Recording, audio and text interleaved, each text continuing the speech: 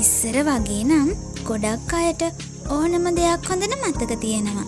නමුත් දැන් වෙනකොට ෆෝන්, කම්පියුටර් වගේ දේවල් නිසා එයින් අපේ මොළයට යම් යම් බලපෑම් සිද්ධ වෙනවා.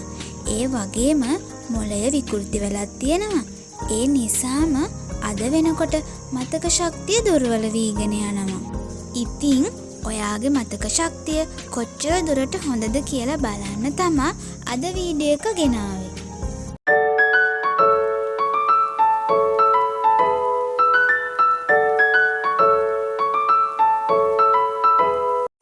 මෙතනදි වෙන්නේ මම මුලින්ම පින්තූර 20ක් පෙන්නනවා. ඒ පින්තූර 20 පුළුවන් උපරිම හොඳට මතක තියාගන්න ඕනේ. ඊට පස්සේ ඊට සමාන පින්තූරයක් එක්ක කලින් පින්තූර 20 වෙන වෙනම පෙන්නනවා. ඔයාට තියෙන්නේ එතනින් ඔයා මුලින්ම දැක්ක පින්තූරය හරියට අඳුනගන්න එක. ඉතින් මෙතනදි එක පින්තූරයක් හරියට අඳුනගත්තොත් ලකුණු 5ක් හම්බ වෙනවා. ප්‍රශ්න 20ට ලකුණු 5 ගානේ ලකුණු 100ක් හම්බ වෙනවා. ඉතින් ලකුණු 100ෙන් ඔයාට ලකුණු කීයක් ගන්න පුළුවන්ද කියලා බලමු. ඒ අනුව ඔයාගේ මතක ශක්තිය කොහොමද කියලා මේ වීඩියෝ එකේ අවසානයෙන් දැනගන්න පුළුවන්. එහෙනම් ඉතින් වැඩි කතා නැතුව වීඩියෝ එකට යමු.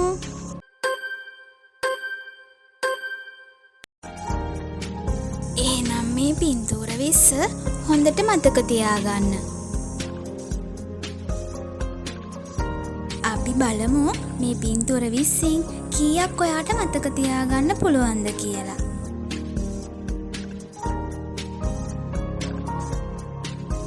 මේ පින්තූර වලින් මොකද්ද ඔයා පළවෙනියටම දැක්ක පින්තූරේ?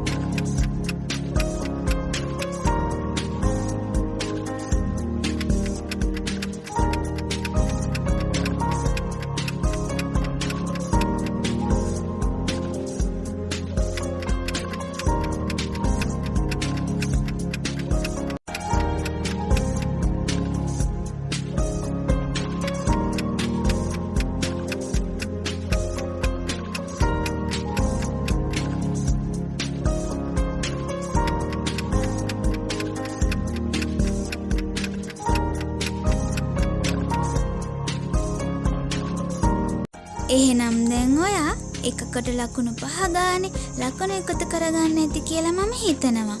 ඔයාට ලැබුණු ලකුණු සංඛ්‍යාව අනුව දැන් අපි බලමු ඔයාගේ මතක ශක්තිය කොයි වගේද කියලා. ඔයාගේ ලකුණු සංඛ්‍යාව 0.25 අතර නම් ඔයාගේ මතක ශක්තිය සාමාන්‍යයටත් වඩා අඩුයි. විස්තරයක් කෙටි කාලයකට මතක තිබුණත් දිගු කාලයකට නම් මතක තියාගන්න ඔයාට ටිකක් අමාරුයි. මතකය අඩු නිසා අලුත් දේවල් ඉක්මනින් අමතක වෙනවා. ඒ නිසා ඔයාගේ මතක ශක්තිය වර්ධනය කරගන්න වෙනවා. ඔයාගේ ලකුණු සංඛ්‍යාව 30-50 අතර නම් ඔයාගේ මතක හැකියාව සාමාන්‍යයි. ඔයාට සාමාන්‍යයෙන් තොරතුරු මතකයේ තියාගන්න පුළුවන්. ඒ වගේම අලුත් තොරතුරුත් වැඩි කාලයක් මතක තියාගන්න පුළුවන්. හැබැයි ඔයත් ඔයාගේ මතක ශක්තිය වර්ධනය කරගන්න වෙනවා. ඔයාගේ ලකුණු සංඛ්‍යාව 55-75 අතර නම් ඔයාගේ මතකය ඉතා ඉහළයි. විශාල පරාසයක තොරතුරු වගේම සංකීර්ණ විස්තර පවා මතක තියාගන්න පුළුවන්. ඒ කියන්නේ ඔයාගේ මතක හැකියාව විශිෂ්ටයි. ඔයාගේ ලකුණුත් 80-100 අතරද මේ පරාසයේ නම් ඔයාගේ මතක හැකියාව අති විශිෂ්ටයි කියන්න පුළුවන්. ඔයාට අසීමිත පරාසයක තොරතුරු විස්තර හොඳින් මතක තියාගන්න පුළුවන්. සංකීර්ණ තොරතුරු හොඳින් මතක තියාගන්න පුළුවන්.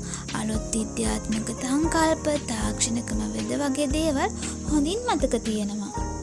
ඉතින් ඔයාගේ ලකුණු කීයද? ඔයාගේ මතක ශක්තිය කොහොමද කියලා පහලින් කමෙන්ට් කරන් යන්න අමතක කරන්න එපා.